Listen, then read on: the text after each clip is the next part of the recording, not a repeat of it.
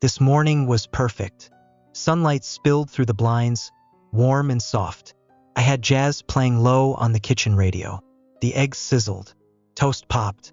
Luna, my golden retriever, curled up by my feet, her tail lazily thumping. The world felt still, safe. I plated the eggs and grabbed my coffee just as the music cut out.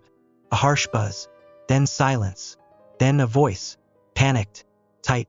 To all residents, stay indoors. Do not expose your skin to direct sunlight. Seal your homes. If you've looked at the sun, God help you. The eggs were burning now, but I didn't move. I stared at the radio, then at the window. Everything still looked normal. Mostly. I walked to the blinds and peeked through. The sky wasn't blue. It was red. Not a sunset. Not hazy smoke. It looked infected. The clouds were like black veins stretched through pulsing crimson.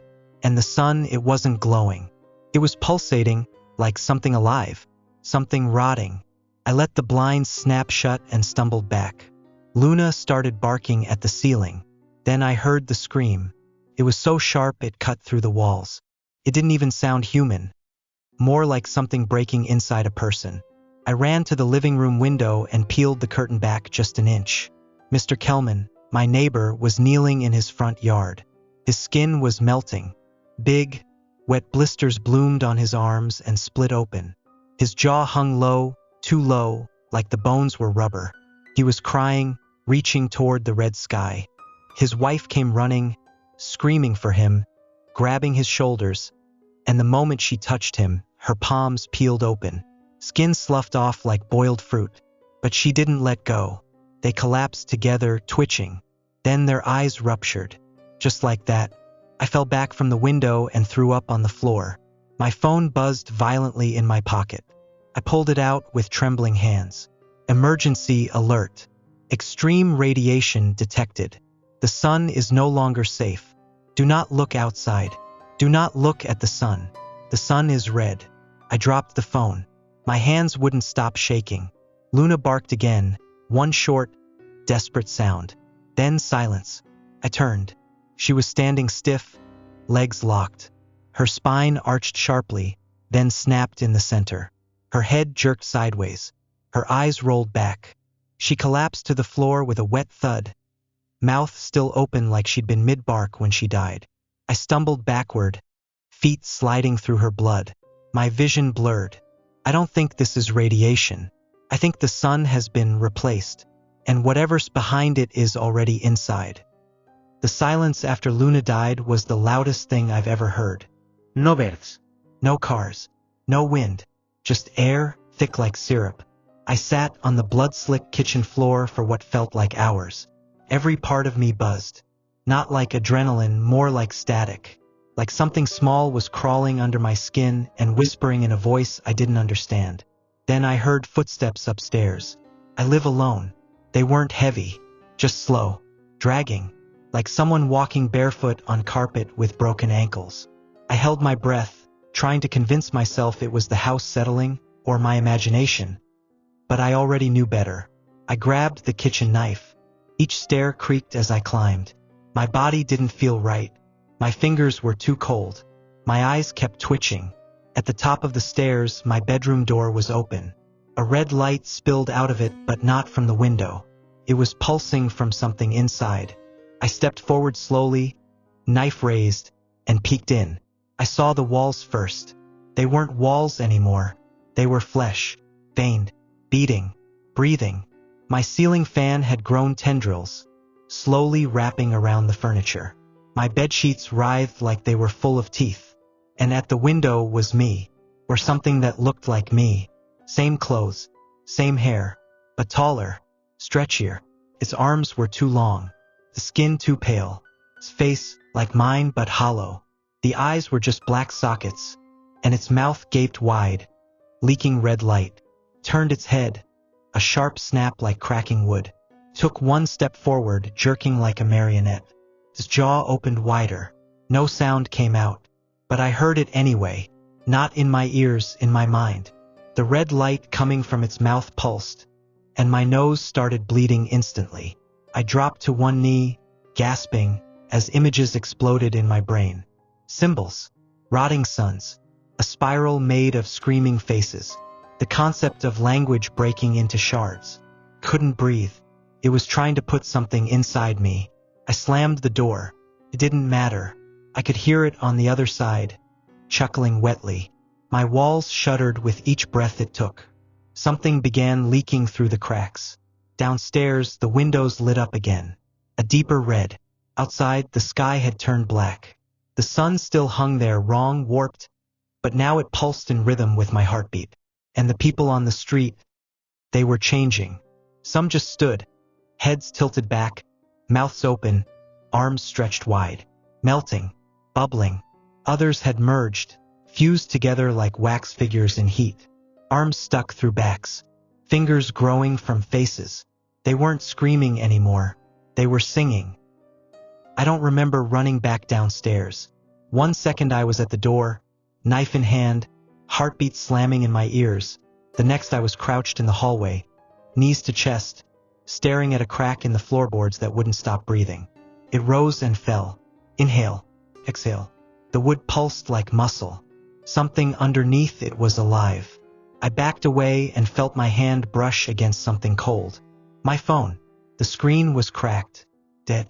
But the backlight flickered once, and I swear I saw something crawl across it. Something small, with too many legs. I left it. I don't know why, but I walked to the window again. Outside, the street was empty now. Everyone was gone. Or no, they were still there, just not standing anymore. One was crawling. His body had no skin left, just pink muscle, slick with blood, dragging itself across the concrete. Head twitching toward the sky like it was listening to music no one else could hear. Another figure twitched in a neighbor's tree, entangled in the branches like a spider caught in its own web. It moved, but not with purpose, just spasms. And the sky, it wasn't red anymore. It was open. There was something behind the clouds. Shapes, not stars, not planets. They pulsed like organs, impossibly large and too close. Every few seconds, one would blink, a massive, glowing eye, unblinking, watching everything. I pulled away and vomited again. But this time it was black, thick and chunky. It didn't hurt. That scared me more. I touched my face. My skin felt wrong, like plastic, like it wasn't mine. I looked at my arm. There were symbols there now, faint but glowing, crawling just beneath the surface, like ink trying to rise from under my flesh. My veins didn't run blue anymore. They ran red, the same color as the sky. I ran to the bathroom, slammed the door, turned on the light, and I saw me, in the mirror, staring back, breathing, but I didn't blink, and neither did my reflection. The mirror stayed still, no mimic, no twisted smile. Just me. But something was wrong, and I could feel it in my teeth. I opened my mouth. Something clicked inside. Not a tooth, a joint. I leaned closer. My jaw wasn't bone anymore. It was segmented, like an insect, like it could open wider. I backed away and slipped on the tile. My head hit the tub. Hard. The world spun. My vision doubled, then tripled. For a second, I saw 3 versions of the bathroom. One normal, one soaked in blood, one where the walls were breathing, and then they all blinked together. When I stood up, something was different. The lights above the mirror had melted, dripping, sparking. The ceiling was lower, like the house was folding inward. I heard singing, came from the vents. Not a voice, not really. It was like 100 tiny children humming through broken radios. The song didn't have a melody. It moved backward, repeating, overlapping itself, like the sound of something trying to remember what a lullaby felt like. I ran down the stairs, back into the living room. The wallpaper was gone, or maybe it had peeled off by itself. The TV turned on even though it wasn't plugged in. It showed the sky, but not outside, a different sky. The clouds were made of hands, billions of them, twitching in a slow spiral around the red sun. Some of the hands reached down, stretching into cities I didn't recognize. One pulled a skyscraper into the sky like a weed, then static, then a single frame, me, sitting right here, watching the TV, mouth open, but my eyes, they were missing. I screamed and threw the remote, but it never hit the screen. It vanished midair, like the air swallowed it. The walls shook. The front door cracked inward, the wood bending like rubber. Something on the other side was pressing against it. Slow, intentional. I grabbed the knife again. My hand was no longer shaking. Felt calm. Too calm. Like whatever's happening has already finished with me, and I'm just the last part left that hasn't accepted it. The door kept pulsing. Not shaking. Not pounding. Pulsing. Like something behind it was syncing with my heartbeat. With my breath. The air was thick, not with smoke. With something wetter. I stepped closer, knife in hand. There were fingerprints on the doorframe. Burnt into it. Not normal ones. They had too many loops. Too many ends. One dragged down the length of the door in a spiral, ending at the doorknob. It was hot to the touch. Almost pulsing too. I didn't open it, because the house opened itself. The front wall folded outward like paper tearing under heat. No hinges. No frame. Just a wet, stretching rip. And outside, it wasn't my street anymore. It was a desert of black glass. Endless. Burned silhouettes frozen in poses of fear. People, I think. Hands raised. Mouths open. Shadows permanently seared into the ground like flash-burned memories. Above it all, the red sun watched. Not distant. Close. Too close. It breathed. Every pulse sent waves through the air, bending it. The sky was sagging like wet fabric, and things moved behind it. Huge things. Coiled things. The clouds weren't clouds. They were holes, slowly tearing wider. I stepped outside. The knife bent in my hand, softened like taffy. I dropped it and watched it dissolve into smoke. My skin tingled. I looked down. My arms were covered in open pores I'd never seen before. Each one was pulsing. They weren't bleeding, they were glowing. The red light was coming from inside me now. I stumbled forward. The ground under my feet was alive. It breathed when I stepped. Somewhere beneath the glass, I could hear a heartbeat. A shared one. That's when I realized there were no birds, no planes, No satellites. there were no shadows, because the sun didn't cast light anymore. It devoured it, and something was moving beneath the surface of the earth. Something huge. The shape followed me as I walked. Then it whispered, in my voice, "You made it. Now come see what we've always been." I walked across the glass desert, past melted houses and screaming statues frozen in their final stance. Arms up, heads back, jaws wide. The sun stared down like an open wound. It didn't shine. It bled. My skin had stopped hurting. That's how I knew I was too far gone. The pores on my arms had opened wider, and I could feel air flowing in and out of them. My lungs weren't working anymore, but I could still breathe. Ahead of me, the ground split. Not a crack, a mouth. A massive opening in the earth, lined with bone-like ridges and layers of something fibrous, twitching. It pulsed in time with the sun, and deep inside, I saw stairs. Not carved, grown, descending into the core of the planet. And the whispering was louder now. My voice, but reversed. Like I was listening to myself before I was born. Deeper now. You've always been this. You were just asleep. I went in. What else was there to do? Each step down burned less. And the deeper I went, the more I realized the walls weren't made of rock. They were made of spine. Miles of it. Curving, endless, full of tiny twitching nerves that recognized me. Some of them reached out. They touched my face like fingers. Below, at the bottom, was the sun. But not the one in the sky. It was here, inside the earth. A sphere of raw flesh, stitched into the soil like a heart that never stopped beating. It was birthing something, and all around it people were gathered. But not people anymore. Melted, unified, changed. Their faces had no features, just flat skin with mouths where their stomachs should be. Their spines stretched outward like roots, fusing into the floor, feeding it. They sang without sound. a silent song only the inside of my body could hear, and I realized they weren't suffering. They were rejoicing, because this wasn't the end of the world. This was the end of what we thought it was supposed to be. The closer I got to the core, the louder the silence became. It pressed against my skull like a scream just waiting to rupture out of me. That thing pulsing at the bottom, the red sun buried deep in the earth's chest, wasn't just alive. It was thinking, and the moment I stepped close enough, it recognized me.